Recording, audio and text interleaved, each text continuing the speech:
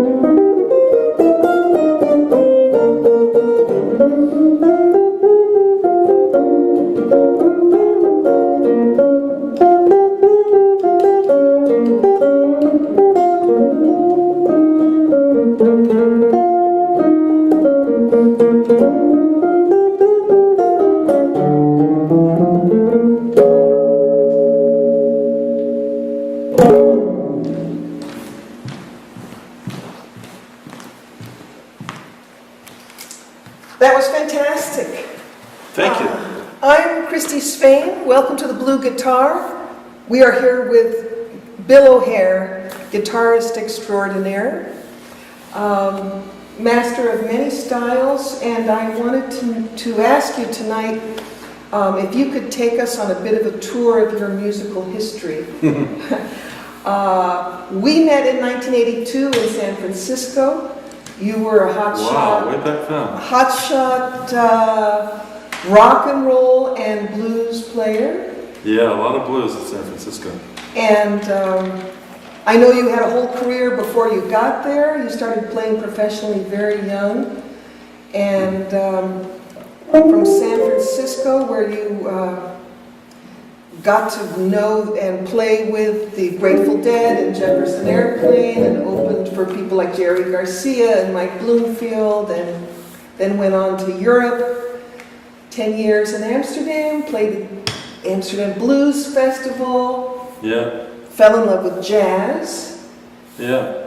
had a whole evolution into jazz, and then in Ireland, back to California, and now here in East Hampton for the last 10 years.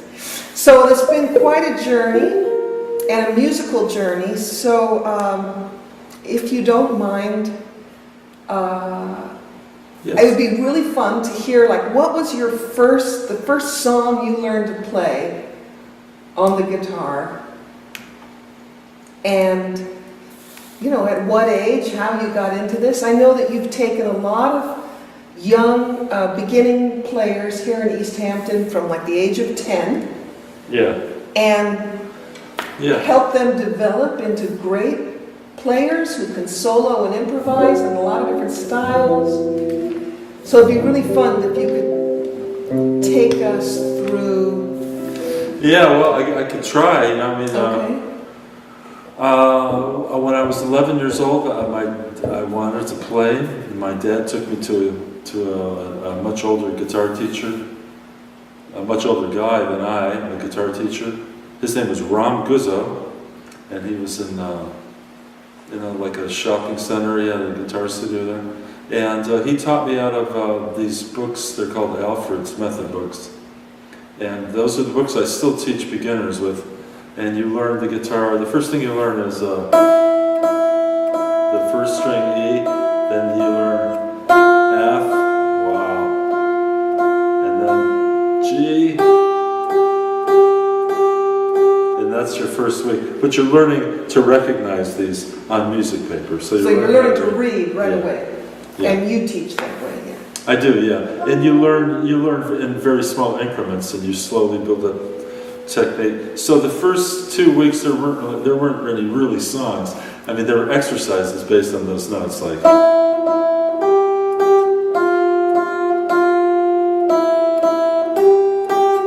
You know, like that. There's like 3 notes. But by the time you get to the second string, you could play Jingle Bell. So I suppose. Watch, I'll make a mistake.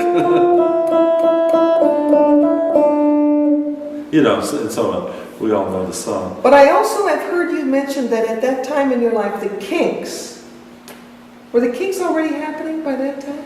Or the Beatles Pretty much the same time. I mean, yeah. I was 11 years old in 1965, so there was so much going on. They were a major inspiration for you as a kid. They were, but I couldn't even approach any of that stuff for years because it really does take, as from a beginner, it takes really 3 or 4 years at least before you can play "You Really Got Me" by the Kinks. I mean, that song, you know, you have to have the bar chord, and that's you have to play that for a long time to play a bar chord. It's a lot. And why is that? It's just muscularly difficult to press down all those notes. Yeah, muscles, and you're using all the strings, and you're using all of your fingers, and you have to realize that it's taught really just like, after you learn a few strings, then the chords are sounding like this.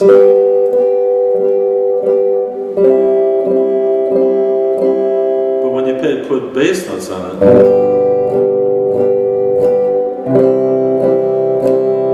there's that. And then there's all those what are called open chords, you know, E, A minor, D minor, B7, G, D, A, all these before you get to the bar chord, and then it's like B minor, it's like, oh, I can't do it. But once you get going, you can do it. Yeah. Nobody can do it at first, but at the end of the week, if you practice, you can do it. And then, so to play that kind of music that you want to play is you have to wait a long time, and I think that's why. I think that's where a lot of people give up. You know, a lot of students give up. They go, "Well, I didn't come here to learn how to play." You know, they want to play whatever they're listening to at home, but it's just, you have to play a long time, even though that music isn't really complicated as it could be. It still just requires a lot of playing. That's something that kids don't understand, and adults really don't understand. But if you're a child and your parents are supporting you learning how to play an instrument, and they're helping you at home practicing, you know, by saying, you know, "Did you practice?" and all that, time goes by, and then you can play anything you want. You know, you just have to give it some years, is the thing. I know that you joined a band, a professional band in Cleveland, Ohio, where you grew up, when you were, what, 17, 18? Yeah, 18. And what was that band like? Was it top 40 band? It was pretty much top 40, although there was plenty of room to do stuff that we wanted to do. But I answered an audition. So the band was already formed and their style was already formed, so I didn't really influence their style that much. But it was, the bulk of it was what was popular on the radio. And the venues that we played, and this group worked a lot, and you have to imagine that at this time, like 1972, something like that, 73, nightclubs would employ a band at least for a week, sometimes 2 weeks, sometimes 3 weeks, and you would play 6 nights a week, Mondays being off, and you would play from like 9 till 2 in the morning. There's like 4 sets of music every night. That's a lot of playing for a musician to do. You know, that's a lot of playing. And sometimes some clubs on the weekends you play 5 sets. And then there are other places that would have a dinner set beforehand. So sometimes you play 7 sets a night. You know, so you get really good pretty fast. Yeah. And you went on the road across the country with that band, right? Yeah. Well, then they had bigger aspirations, and when that starts to happen, you have to start writing your own music. You can't be a cover band if you're trying to get a record deal and touring and all that. But just in terms of training, it was really good. Top 40 at that time wasn't particularly interesting for a guitarist. It was like the early days of disco. I mean, it was disco, really. The only guitar-oriented stuff was like the Rolling Stones had some things like Brown Sugar, and Peter Frampton happened at that time. And so there were few guitar-based things, but it was a lot of the guitar parts would be just, and it was a funky bass line and get down tonight, that kind of thing. Now you have mentioned Do a little dance and all that. that there was another really important influence for you in Cleveland was Robert Jr. Lockwood. Yeah. Can you tell us who he was and what you learned from him, and can you play a song that you learned from him? Or? Yeah, I can. Well, what I learned from him was blues. Now this guy he was called Robert Jr. because he was like the adopted stepson of Robert Johnson, who's the legendary, the god of Delta blues. He was like the most advanced, just the greatest of the Delta blues guys. And he was around Robert's mother a lot, and so he taught Robert Jr. how to play, down really in where he talks about in all those songs, Friars Point, and I can't think of the other ones. Right? Mississippi? Mississippi, yeah. Clarksdale, Rosedale, all that stuff. So this is an open tuning. I use open A. But Robert Johnson used A flat and he put a capo on it. But when you tune your guitar this way, you instantly have a chord. So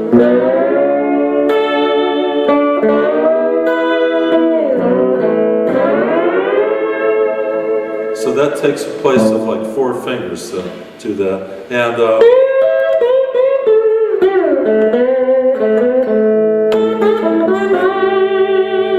there's a lot of stories about how this came about. It possibly emulates instruments that you hear in Africa. So this is open A tuning. E, A, E, A, C sharp, and an E. So altogether it makes an A major chord.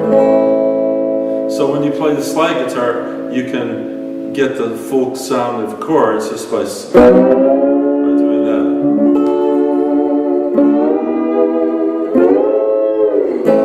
And so like Robert Johnson played a combination of fretting notes.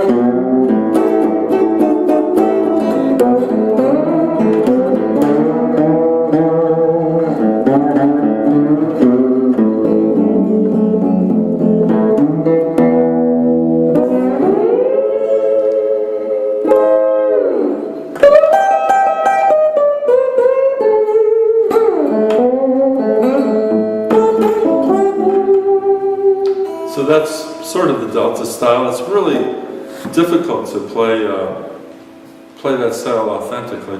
People that do that style really well tend to not play anything else. It's I don't know what to say about that. It's a very primitive style. It's like the more you practice your guitar, the farther away from the Delta blues you're going to get. So I think that's my problem.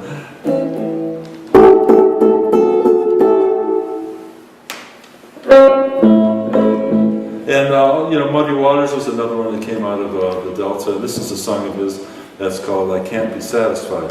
Now, it should be said that all of this stuff really goes hand in hand with the vocal, but I'm not really a singer, so you're only hearing the guitar part of this. So.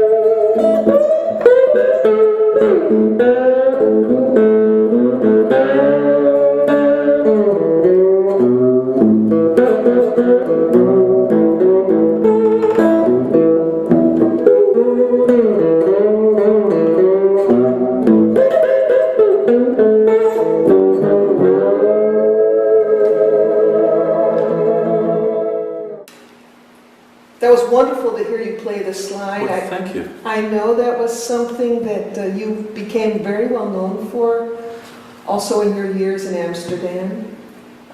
You really brought that authentic American slide guitar thing to town. That's a funny thing. But can you tell us a little bit about the difference between the guitar you were just playing and this one, and why you switched between them? Well, the big difference is this guitar is it's hollow. It's like an acoustic guitar, but with pickups. And this guitar was introduced, I think, around like in the early 50s, maybe 1954.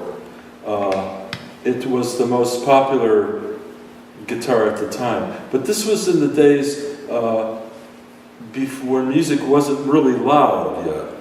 And amplifiers were really, I mean, this guitar would have been played with a little amplifier this size. Now, nowadays, it wouldn't cut it. You know, if you're playing with a loud drummer and electric bass, it's not loud enough. So, this guitar that Les Paul, who played guitars like this, Les Paul invented this guitar. It's a solid body guitar. And the big difference here is when something is hollow and you put electronics on it and turn it up loud, it screeches with feedback. You know, it's a screeching sound, very undesirable sound. And a solid body doesn't do that. So this guitar can be played really loud. So when was this invented? Well, funny enough, almost about the same time, because Les Paul was very active in those years. He was playing and recording in '54 and was finding out on his gigs that he couldn't do what he wanted to do because of the guitar feeding back. So he started working on this idea, and so that's really the biggest difference in a solid body. And what that means is that it not only does it get, you can play really loud, but notes sustain. To me, to my ears, it's almost becomes more like a violin. Like if you think of like a.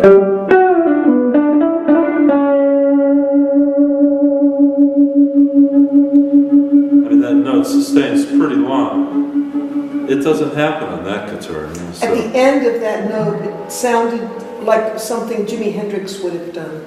That.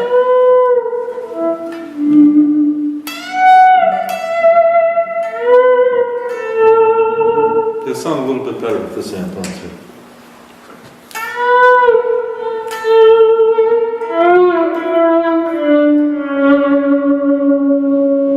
And then as the amps got louder, you had distortion on the amplifiers. I need that on.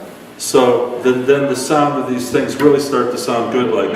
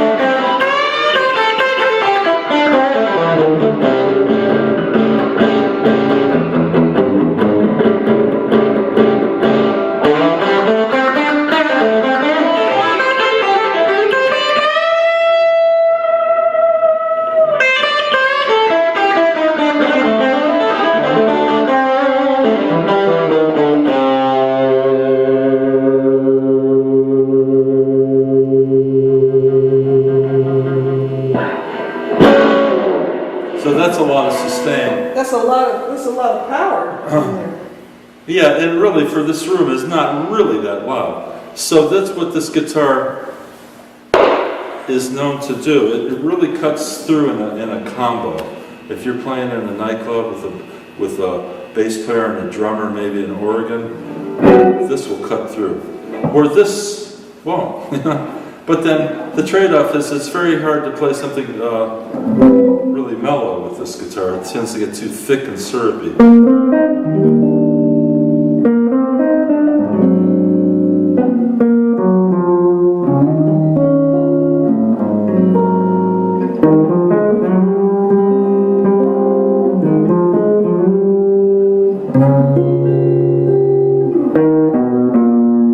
It's distorting, but it's kind of cool in a way too.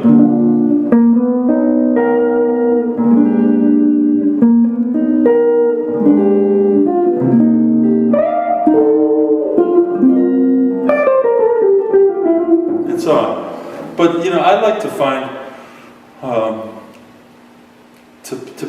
to play that kind of music on this guitar, to try to find something of my own in there and make it original, you know? Because well, tell us a little bit about when you had toured with the Top 40 band.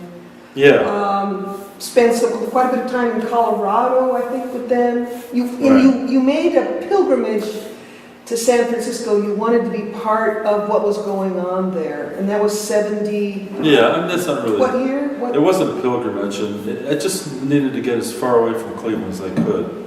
But I thought you wanted to.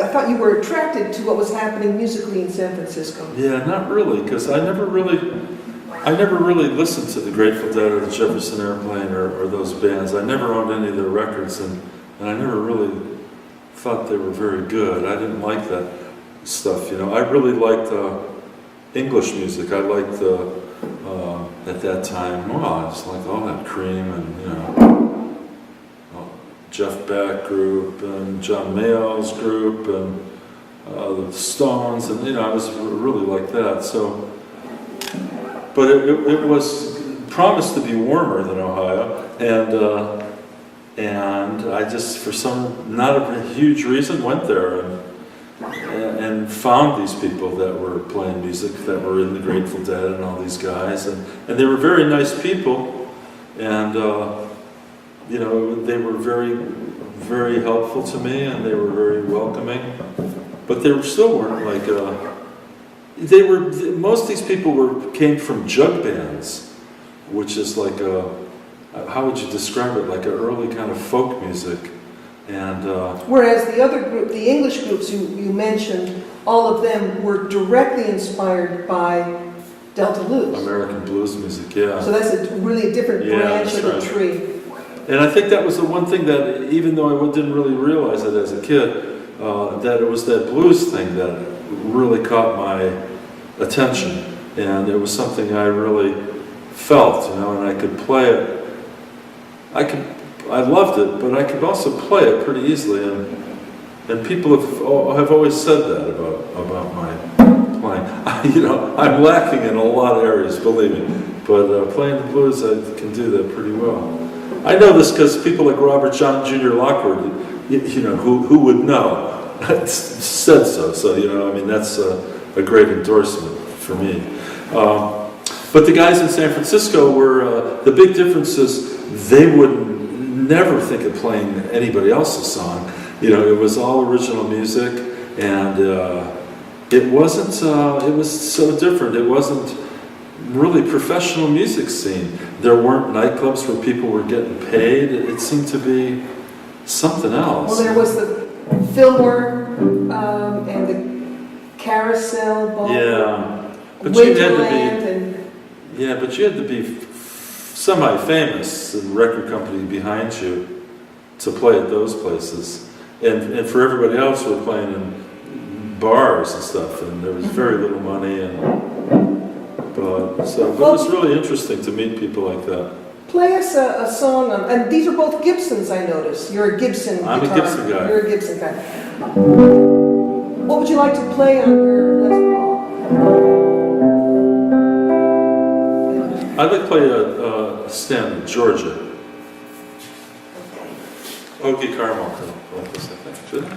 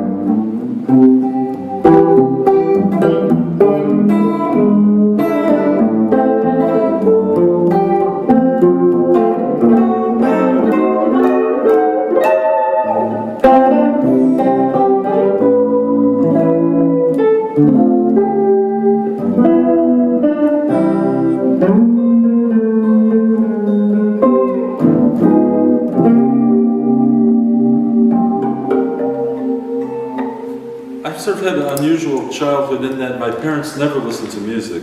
I didn't hear any music at home. It was up to me to find it, and so, you know, I mean, I found the Beatles and stuff like that on the radio, but it was in high school, in 10th grade, the music teacher came in and he said, I want you guys to hear this. And he turned off all the lights and he put on John Coltrane's My Favorite Things, which is the, you know, was it Oscar and Hammerstein and Rodgers and Hart? I forget. But it was played on a soprano saxophone, 6/8 style. From the sound of music? Yeah, but it wasn't anything like that. And the bass part was just a drone, so it had like this Indian music vibe to it. And the soprano saxophone was playing this really wailing, like vocal type sound. And the music sounded really, really high, like high up in the air, you know, like where birds lived and stuff. And it just really stayed with me. I was just so impressed with that. Because it was obvious there was nobody was trying to be cute and nobody was showing off, and it was really no commercial considerations, it seemed to me.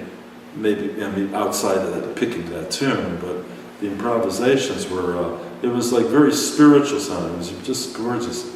And that kind of opened my ears to that sort of music. And then I remember going to the library trying to find it, and not finding it, but finding other things from John Coltrane.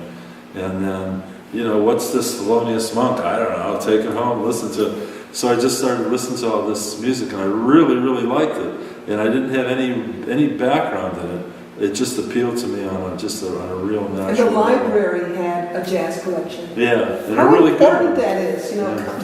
that's so great. Yeah, it's really true. So that sort of stayed with you even though you were playing other music, and it takes a long Definitely, time to get, I mean, Yeah. it's a much more complicated music. Yeah, I mean, I had no idea what John Coltrane was doing. I mean, it just washed over me, and I loved it, and I felt it on a soul level, but it took a long time of concerted effort to try to understand what it was he was doing. And did you have a teacher who helped you? No, not really, not until much later. Not until I had already had played professionally, and, you know, other musicians that I knew didn't seem to know much about it, you know. There were kind of pockets of people. You tend to, like in San Francisco, you kind of get with the blues people, you know, and the blues people, you know, you might know the salsa people, but you didn't often play together, or, you know, then there's the people that are writing original rock and roll. We're not really the blues people, and so, and the jazz people were, you know, by themselves, so I didn't know any jazz people. Did you have any help getting deeper into jazz? Much later I did, but at that time it was just my own study and trial and error, and just like reading as much as I could. And I'd read all these interviews with John Coltrane, and a little bit that he did say, I tried to understand what it was that he was doing, and you know, it was years later that I found a teacher named Charlie Banakis from Boston who really could explain to me exactly what was going on. But before that, it was just, you're just trying to go with it, you know. And it's a big difference, because it's, you know, all of the music that I grew up with, like rock, what you would call rock music, is really folk music, you know. Since the 50s, then popular music became folk music. It was very basic, that kind of sound. I mean, the Jefferson Airplane to the Beatles, the 3 chords was their main thing. And prior to that, songs like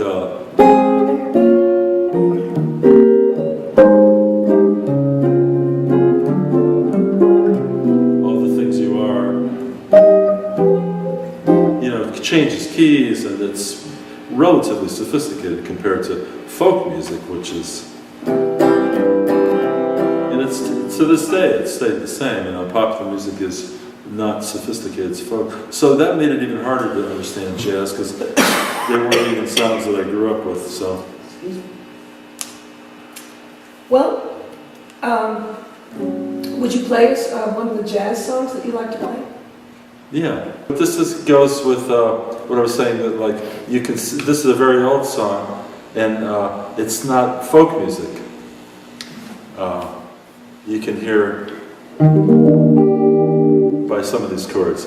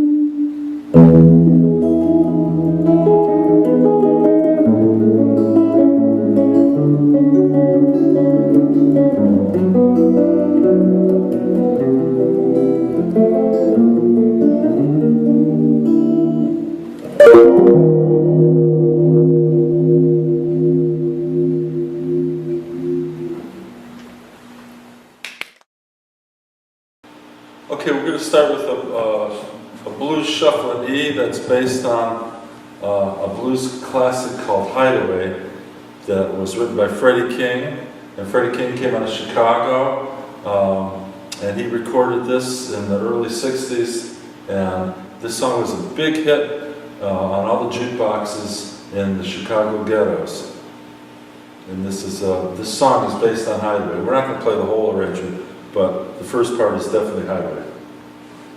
All right, a one, a two, a one, two, three.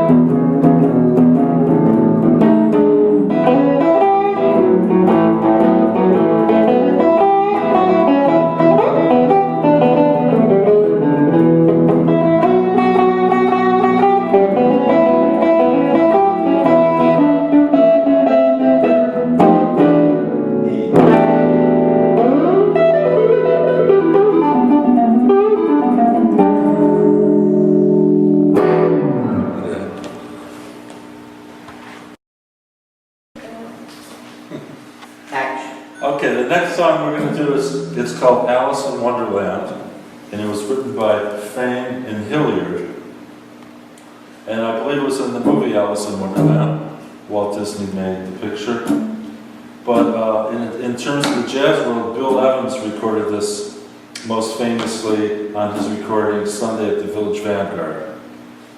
But we're doing something, a version in between, and this is the song that Madysen chose. And she's going to play this, and I'm going to back her up on it. Hope you do enjoy Alice in Wonderland.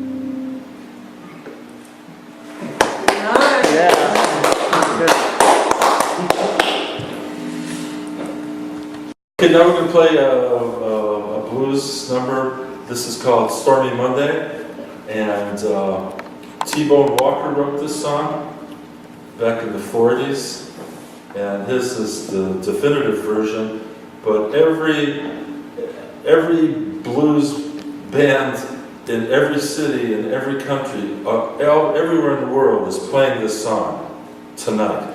I mean, this is probably the biggest blues song ever. Now, I don't know what it is. Some really famous versions of this are, besides T-Bones, the Allman Brothers did a really nice version of this live at the Fillmore East, where Greg Allman and Dwayne Allman really did a great job playing it. When I was coming up in San Francisco, up on Grant Street, everybody played this song. This is just a great tune. It has some extra blues, it has some extra chords in it, I think, which gives it a little more interest. I hope you will agree with me.